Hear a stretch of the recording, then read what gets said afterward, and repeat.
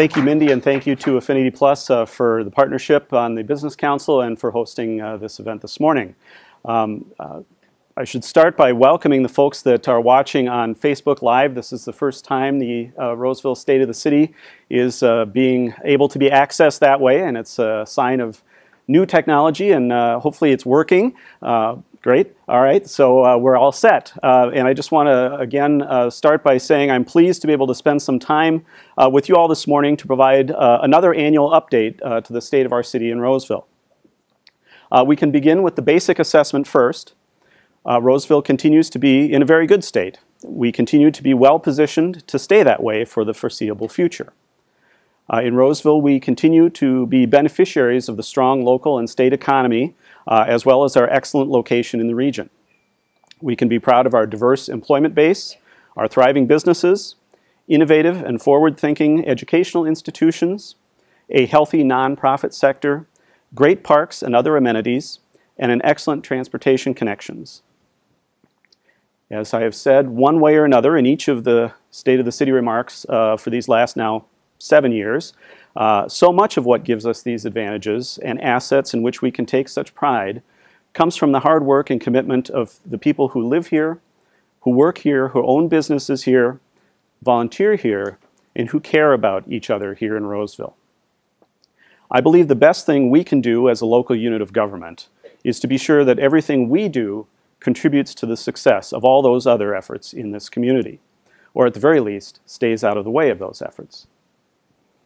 As is hopefully becoming apparent as an ongoing theme through these annual assessments, I intentionally choose each time to organize my presentation around the established community aspirations of Roseville. Those aspirations arise from the community's vision, and in my opinion, they serve as a useful means to measure where we are. In case those aspirations aren't on the tip of everyone's tongue yet, even though I've been using them this last several years, here's a reminder of what they are. In Roseville, we aspire to be a community that is welcoming, inclusive, and respectful, that is safe and law-abiding, that is economically prosperous with stable and broad tax base, that is secure in our diverse and quality housing and neighborhoods, that is environmentally responsible with well-maintained natural assets, that is physically and mentally active and healthy, that is well-connected through transportation and technology infrastructure, and that is engaged in our community's success as citizens, neighbors, volunteers, leaders, and business people. In Roseville, we aspire to be inclusive, welcoming, and respectful. Perhaps it's especially fitting this year to begin with this important aspiration of our community.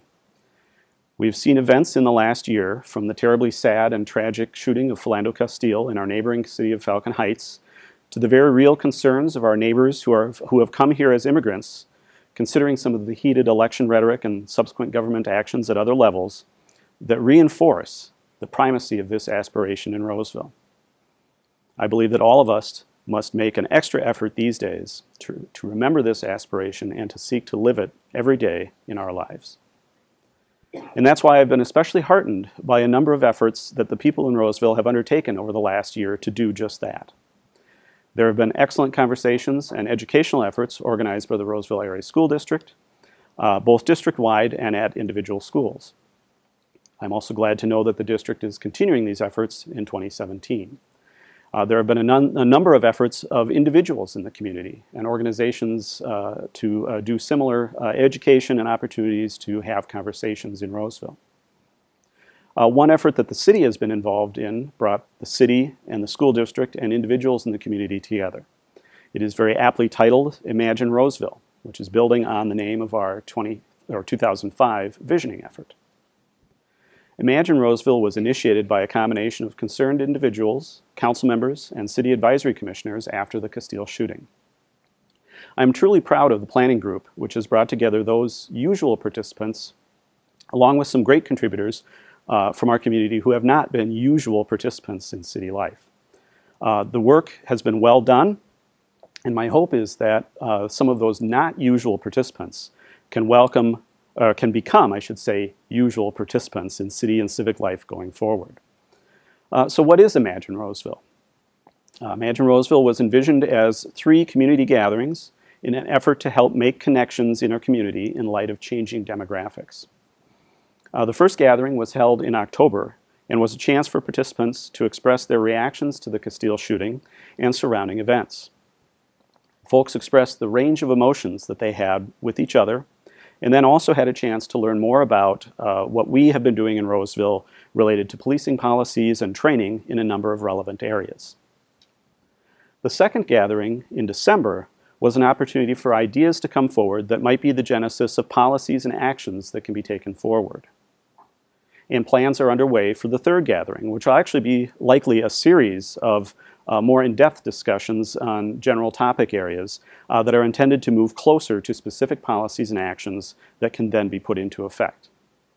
Stay tuned for more on dates, times, and subject matter in the coming weeks. Some of the Imagine Roseville Planning Group are with us this morning. I know most of them are folks that maybe have been involved as city staff or elected officials, but I did want to take a moment in these remarks this morning to thank everybody who's been involved in this planning effort because it has been truly great to see all of their hard work and enthusiasm in helping to fulfill this community aspiration. It's also important to acknowledge, as I said, city staff who have been making a key effort to help this happen. And I have to specifically point out City Manager Pat Trudgeon for his organization and stewardship of this effort.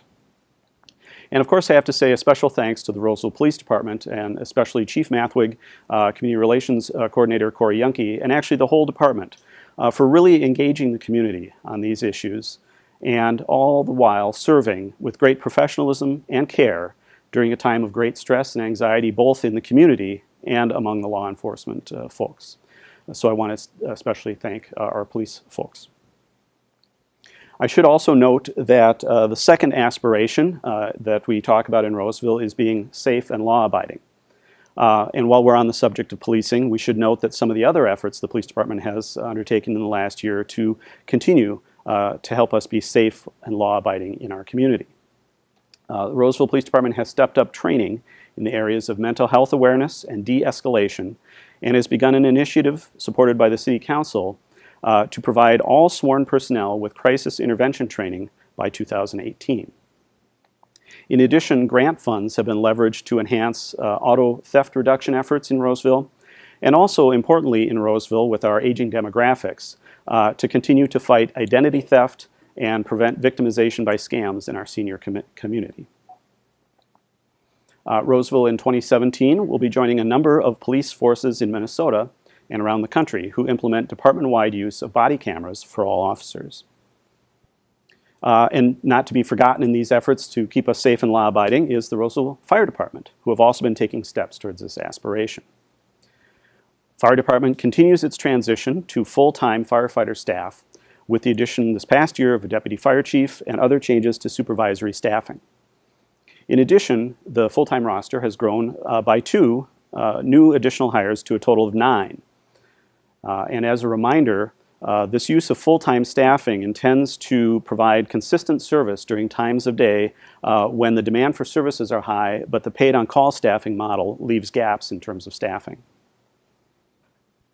As part of the changes in the fire department, fire and safety inspections are now handled by on-duty fire inspectors who are firefighters. Additionally, the fire department has begun to be sure to do proactive fire inspections and planning to make sure that all significant residential and commercial buildings in the city are included in those plans for the safety of residents, employees, and visitors.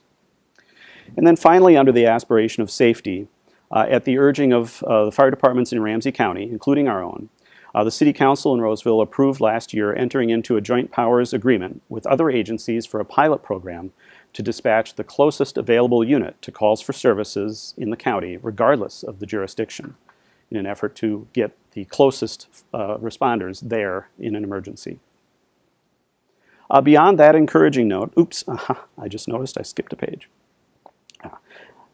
The next aspiration we have in Roseville is to be economically prosperous. In 2016, there was probably no more obvious indicator of our prosperity, and hopefully the confidence in that continuing, than the announced multi-million-dollar reinvestment by Rosedale by its owners. along with planned return to having 4 anchor stores at Rosedale, with Von Maur coming in 2018.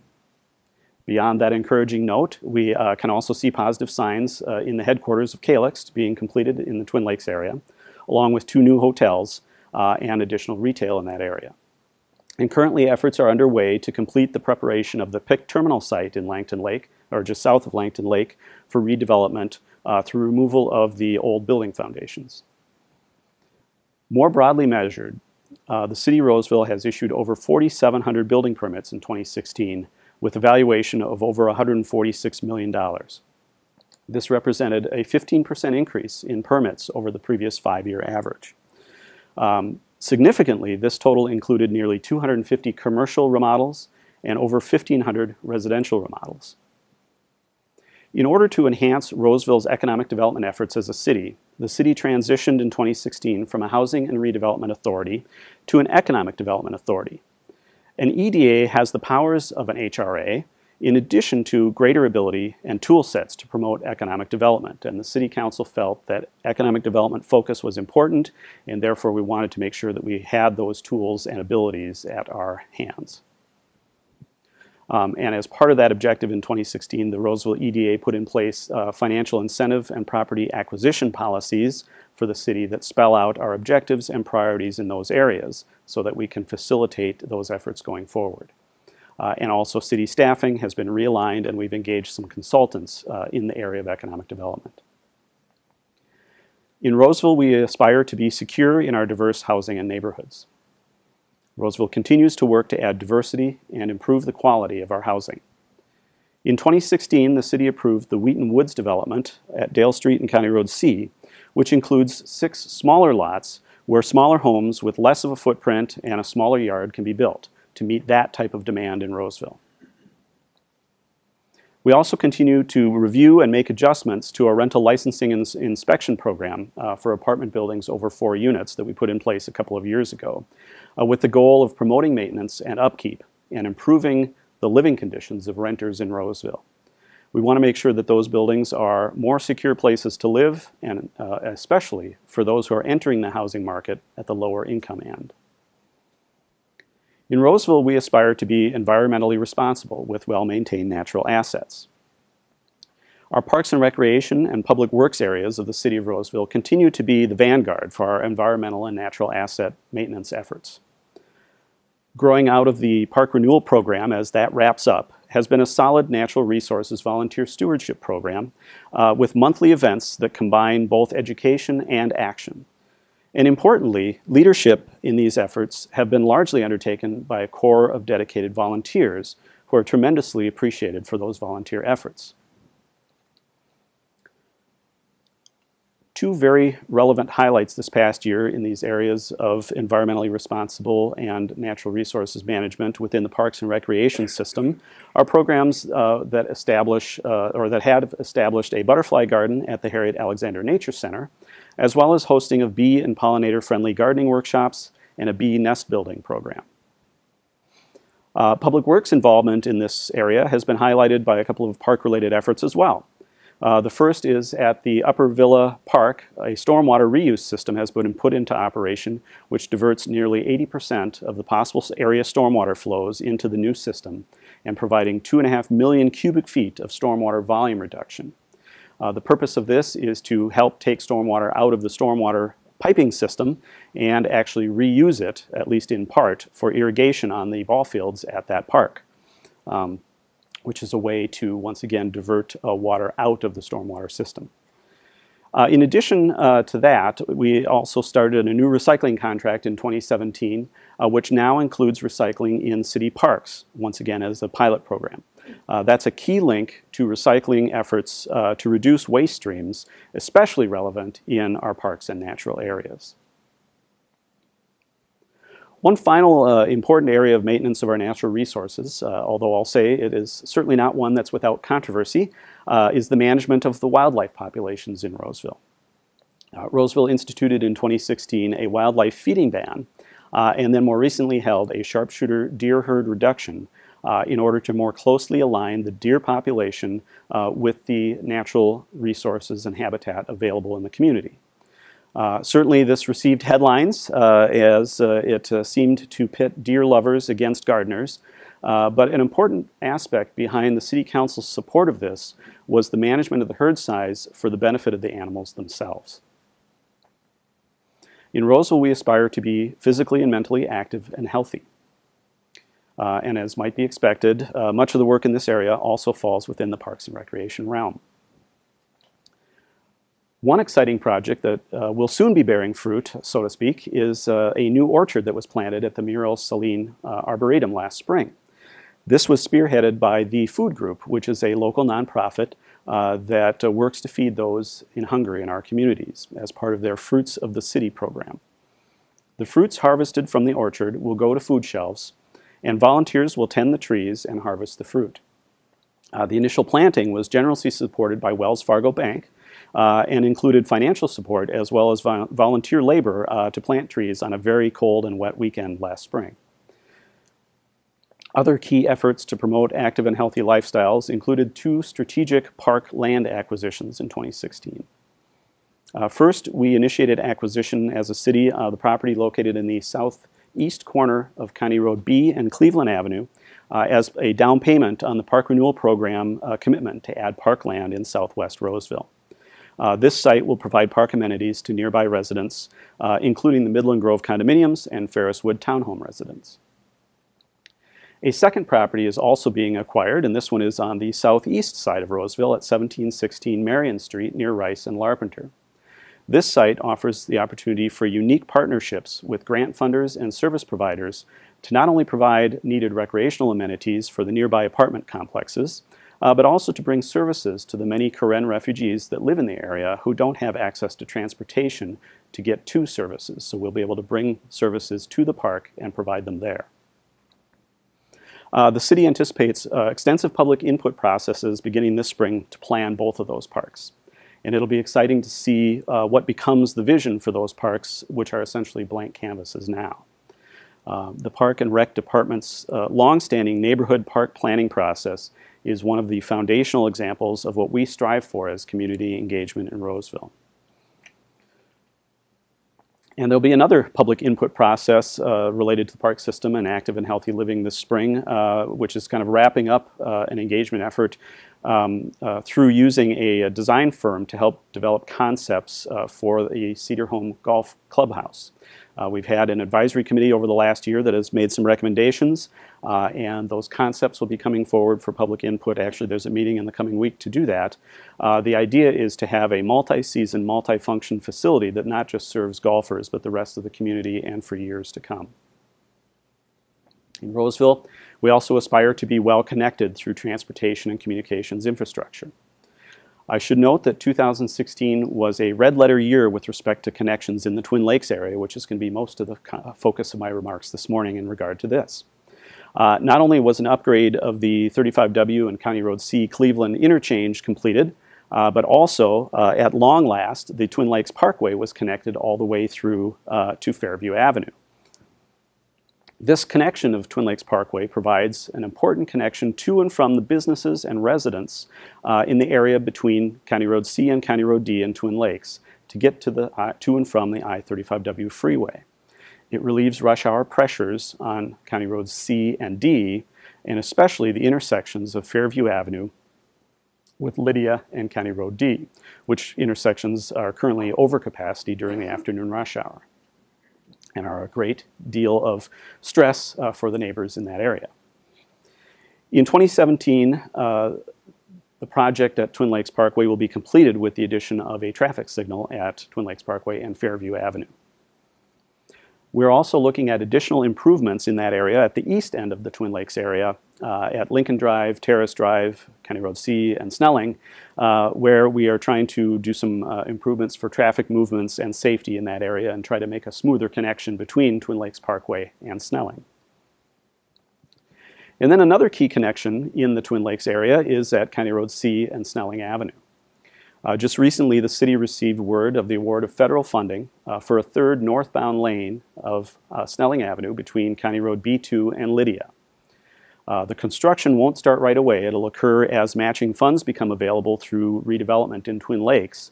But that third lane will allow for quicker passage of traffic passing northbound through that intersection in the evening, which will create longer east-west green lights on County Road C, which will help traffic as well as pedestrians make that crossing more easily.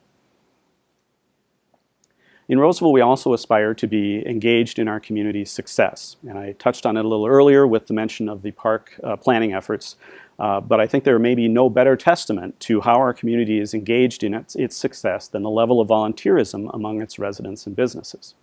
And just a few stats. In 2016, nearly 700 individuals contributed some 14,000 hours of volunteer time just to city efforts that we tracked.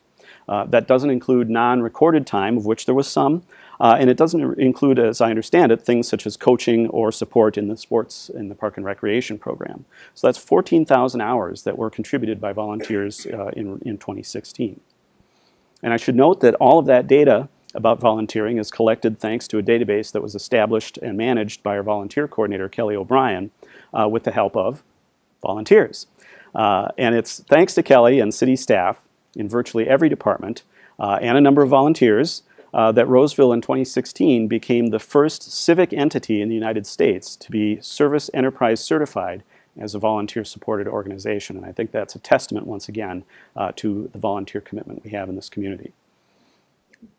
And it's just one more of a history of examples of Roseville being on the leading edge of civic engagement. In 2017, there are going to be two major engagement efforts undertaken that will have important ongoing consequences for Roseville. These will build upon what we have learned in the past about engagement, and hopefully the end products will, as a result, bear out the true input of the community. One of these is our comprehensive plan update.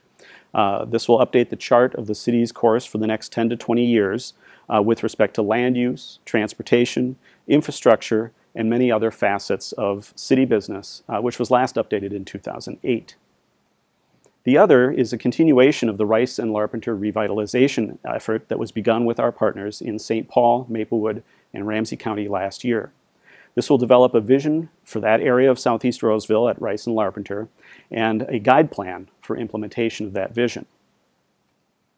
With respect to the comprehensive plan effort, we have engaged a consultant, and that work is already underway. The selection of the consultant was significantly based on their community engagement plans and expertise.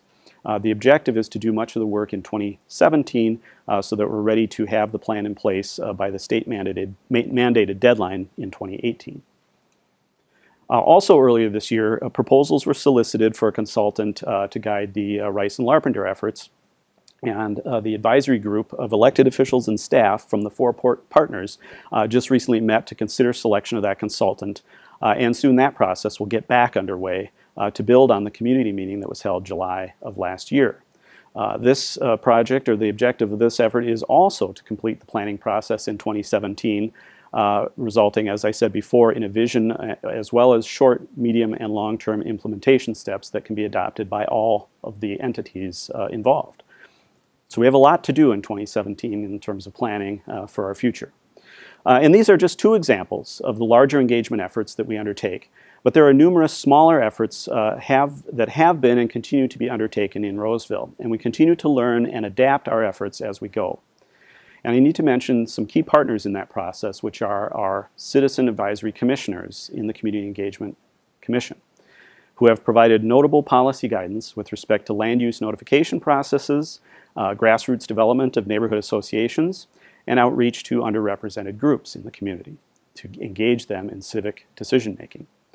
We on the City Council are very grateful for our partnership with these citizen advisors and look forward to an enhanced working relationship going forward as there is some transition in that commission.